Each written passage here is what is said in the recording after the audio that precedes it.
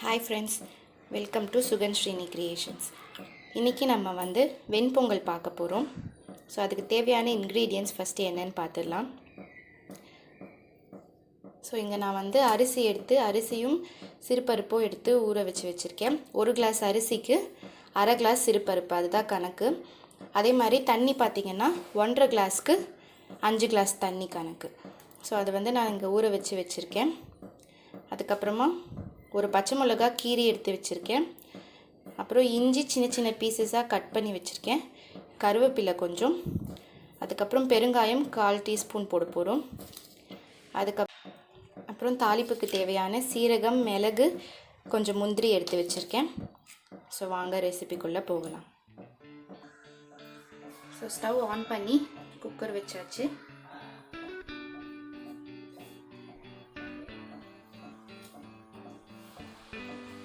Cooker நல்லா heat ஆனதும் இதில் ஒரு 4 டேபிள் ஸ்பூன் ஆயில் போட்டுக்கிறேன்.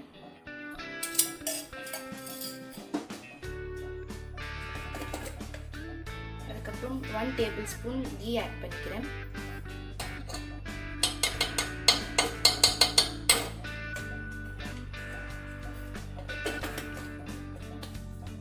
நல்லா ஹீட் ஆகட்டும்.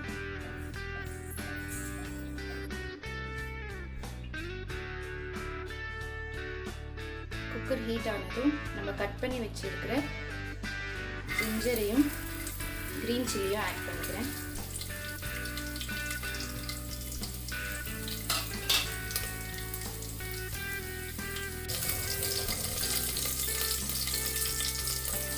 இது ரெண்டும் நல்லா ஃப்ரை ஆனதும் இப்போ நம்ம ஊற வச்சிருக்கிற அரிசியை ஆட் பண்ணிக்கலாம்.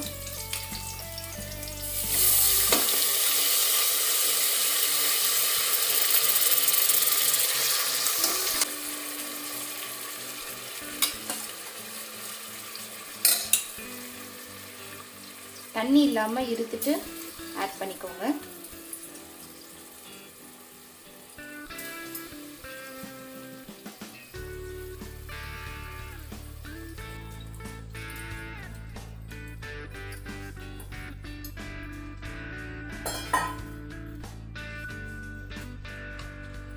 கொஞ்சம் இது மிக்ஸ் பண்ணிக்கலாம். ஆயிலில் கீழே நல்லா இதை நம்ம ரோஸ்ட் பண்ணுற மாதிரி மிக்ஸ் பண்ணோம் அப்படின்னா டேஸ்ட் கொஞ்சம் கூட இருக்கும்.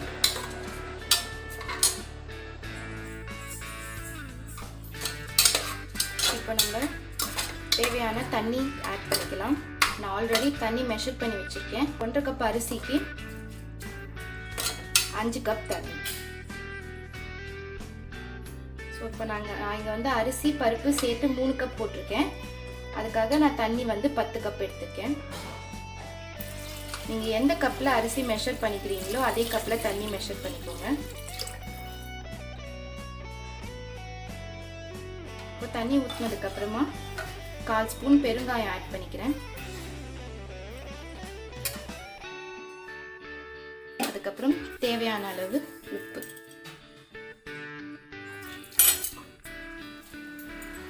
ஆட் பண்ணிவிட்டு நல்லா மிக்ஸ் பண்ணி விட்டுருங்க.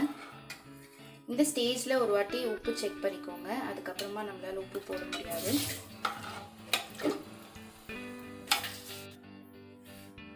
இப்போ எல்லாம் ஆட் பண்ணியாச்சு. நம்ம வந்து மீடியம் ஃப்ளேமில் வச்சு இது 4 விசில் விட போகிறோம். மீடியம் ஃப்ளேமில் வச்சுக்கோங்க. ரொம்ப ஹையும் இருக்கக்கூடாது, ரொம்ப சிம்மும் இருக்கக்கூடாது. ஸோ மீடியம் ஃப்ளேமில் வச்சுட்டு 4 விசில் வந்ததும் ஸ்டாப் பண்ணிடலாம்.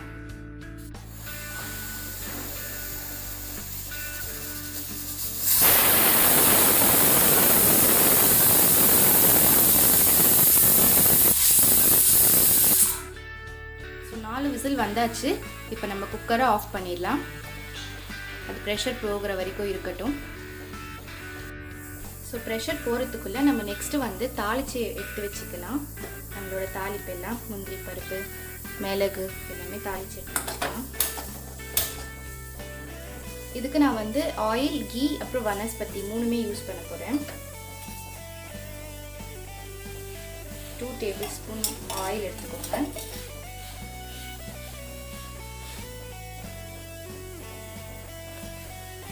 ½ டேபிள் ஸ்பூன் கீ போதும். ஏன்னா ஆல்ரெடி நம்ம வந்து பொங்கல்லையும் சேர்த்துருக்கோம். அதுக்கப்புறம் நிறைய கீ ஆயிடுச்சுன்னா வந்து திகட்டிடும். 1/2 டேபிள்ஸ்பூன் கீ ஆட் பண்ணிக்கோங்க.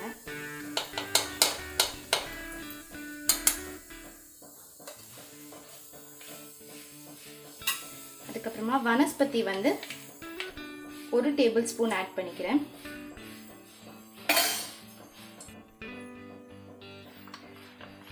ஒரு ஃபுல் டேபிள்ஸ்பூன் வனஸ்பதி ஆட் பண்ணிக்கிறேன்.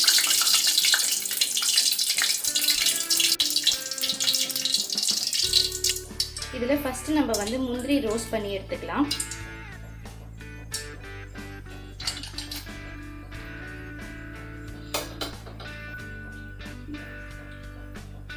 நல்லா கோல்டன் ப்ரௌனில் ரோஸ்ட் பண்ணிக்கோங்க.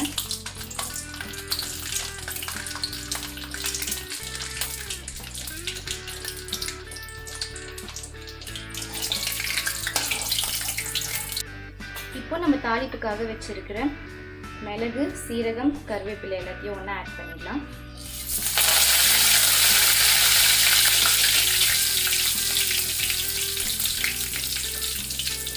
தாளிச்சாச்சு. இப்போ ஸ்டவ் ஆஃப் பண்ணிடலாம். இப்போ ப்ரெஷர் போயிடுச்சு. ஃபுல் ப்ரெஷர் போயிடுச்சு. எப்படி இருக்குன்னு பார்க்கலாம்.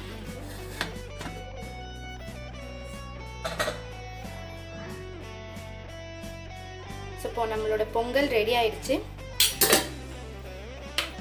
பாருங்க, நல்லா வந்து இலைன்னு வந்திருக்கு. இதை நீங்கள் வந்து தாளிச்சு கொட்டி கொஞ்ச நேரம் வச்சிங்கன்னா சரியாக போயிடும். நார்மல் இதுக்கு வந்துடும். ஸோ இப்போ நம்ம இந்த பொங்கலில் வந்து நம்ம ஆல்ரெடி ஃப்ரை பண்ணி வச்சுருக்கிற முந்திரி பருப்பை ஆட் பண்ணிக்கலாம். அதுக்கப்புறமா நம்ம தாளித்து வச்சுருக்கோம் இல்லையா, அதையும் சேர்த்து மிக்ஸ் பண்ணி விட்டுடலாம். நல்லா மிக்ஸ் பண்ணிக்கோங்க.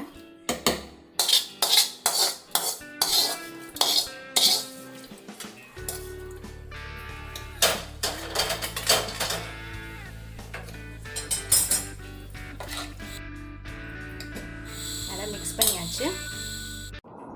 ஸோ நம்ம சுவையான வெண்பொங்கல் இப்போ ரெடி ஆயிடுச்சு. இதை நீங்கள் அப்படியே கூட சாப்பிடலாம், அவ்வளோ டேஸ்ட்டாக இருக்கும். ஸோ ட்ரை பண்ணி பாருங்கள். ஸோ இது வரைக்கும் நம்ம சேனலை சப்ஸ்கிரைப் பண்ணலைன்னா மறக்காமல் சப்ஸ்கிரைப் பண்ணிவிடுங்க.